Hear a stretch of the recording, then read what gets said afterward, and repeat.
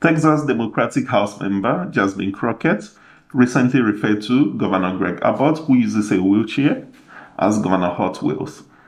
Y'all know we got Governor Hot Wheels down there. Come on now.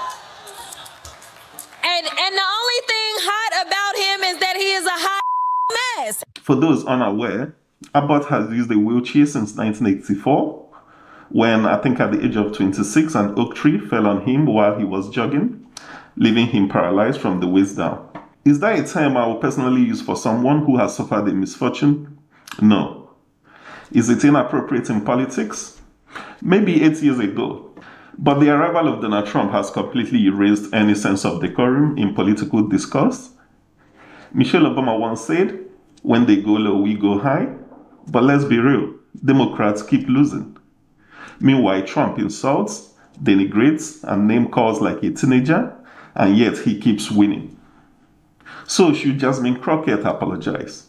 Absolutely not.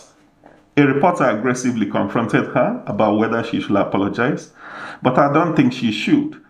I put out a statement regarding that. You didn't apologize. I put out a statement. Why would I apologize when I put out a statement? My statement was clear. But you didn't apologize for calling him Governor Hot Wheels when he gets around in a wheelchair. I don't know how that's offensive to people. I don't understand. Who have a disability You need me to repeat this to you. Right, but why won't you apologize? I put out a statement. They didn't have an apology. So read my statement. I did read it. It didn't have an apology. Okay. Well, I'm done. You don't feel bad about making fun of someone who is in a wheelchair?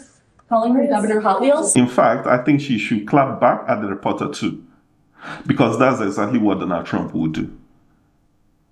Maybe she should keep going, keep insulting, keep demeaning, until people become desensitized. Until people say, "Oh, that's Jasmine after all." After all, that's how we treat Trump. How did Trump respond to all this, you might ask? Trump responded by insulting Jasmine Crockett. He called her a lowlife, and then he whipped out his default insult for black people and called her a low IQ individual.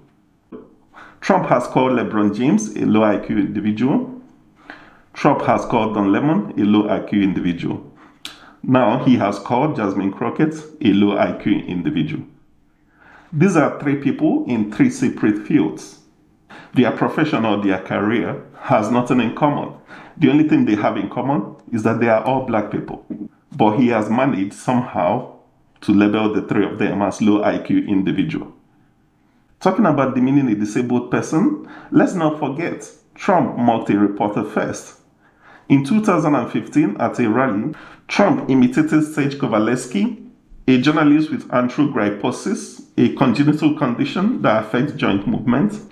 Trump played his hands and exaggeratedly mimicked Kovaleski's movements after the reporter contradicted Trump's false claim that Muslims in New Jersey were celebrating 9/11. And now the poor guy, you got to see this guy. Oh, I don't know what I said. I don't remember. That reporter, the New York Times' Serge Kovaleski, who has a chronic condition affecting his joints that limits flexibility in his arms. Despite the widespread backlash, Trump never apologized.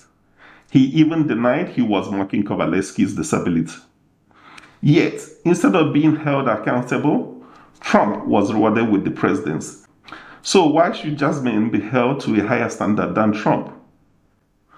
Since bullying and name-calling is the new pathway to power, then maybe Jasmine is just following the winning strategy.